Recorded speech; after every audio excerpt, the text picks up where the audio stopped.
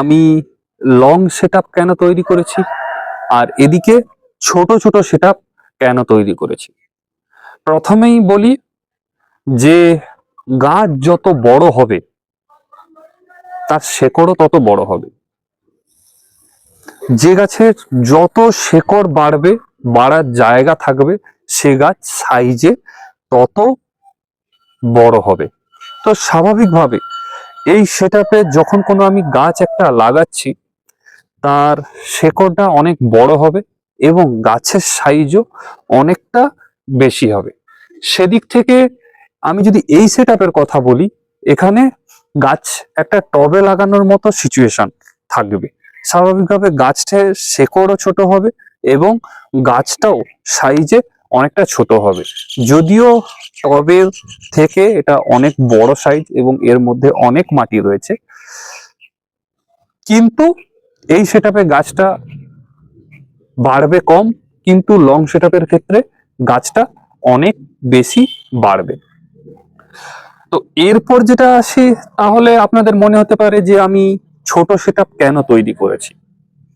প্রত্যেকটা গাছের জন্য একটা আলাদা আলাদা পরিচর্যার দরকার হয়। জল দেয়া থেকে বলুন, সার দেয়া থেকে বলুন, তো বিভিন্ন গাছের পরিচর্যা বিভিন্ন রকমের হয়। একটা গাছ যখন আলাদা থাকবে, তার সিচুয়েশন অনুযায়ী গাছে জল কতটা লাগবে, বেশি লাগবে না কম লাগবে, সার বেশি লাগবে না কম লাগবে, গাছে যখন ফলন আসবে তার যে পরিচর্যা, সেটা একটা আলাদা জায়গায় থাকলে, গাছটা যদি একটা আলাদা ভাবে থাকে, তাহলে তার পরিচর্যাটা করতে ভালো হয়। কিন্তু লং সেটআপের ক্ষেত্রে যেহেতু এখানে আমার একসাথে 3টে গাছ রয়েছে, তো সেক্ষেত্রে একটা গাছে যদি আমি বেশি জল দিই, অন্য গাছের ক্ষেত্রে সেটা প্রবলেম হতে পারে।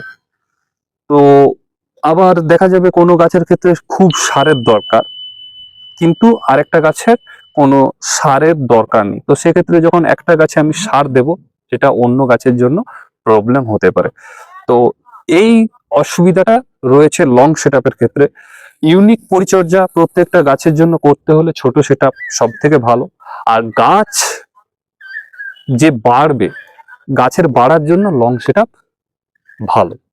এরপর একটা কথা বলি, যদি দেখেন যে আপনার গাছ খুব বড় হয়ে যাওয়ার পরে গাছটা মারা গিয়েছে, বা একটা গাছ লাগালেন, তারপরে দেখলেন যে সেই গাছটাতে আপনার আশানুরূপ ফল হচ্ছে না, আপনার মনের মতো ফল হচ্ছে না, তখন কিন্তু আপনাকে গাছটা তুলে ফেলতে হবে। আর যখন আপনি গাছটা তুলতে যাবেন লং সেটআপের ক্ষেত্রে, তখন কিন্তু একটা গাছ তুলতে গেলে আরেকটা গাছের শেকড় আপনাকে কাটতে হবে, আর একটা গাছের শেকড় ড্যামেজ হবে। তো এই অসুবিধাটা আপনার থাকবে, আপনার মনের মতো ফল নাও হতে পারে কোনো গাছে। তো তখন আপনাকে গাছটা কিন্তু তুলে ফেলতে হবে। যখনই তুলতে যাবে তখন অন্য গাছের শেকড়টা নষ্ট হওয়ার সম্ভাবনা অনেকটা বেশি থাকে, ফলে আপনি গাছটা ঠিক মতো তুলতে পারবেন না, আপনার আগের গাছের শেকড়গুলো মাটিতে থেকে যাবে। কিন্তু এই সেটআপের ক্ষেত্রে সেটা হবে না। এই সেটআপে আপনি যদি গাছটা তুলতে চান, খুব ভালোভাবে গাছটাকে তুলতে পারবেন, তার শেকড়গুলোকেও পুরোটা তুলে ফেলতে পারবেন এবং মাটিটা আবার নতুন ভাবে আপনি তৈরি করতে পারবেন।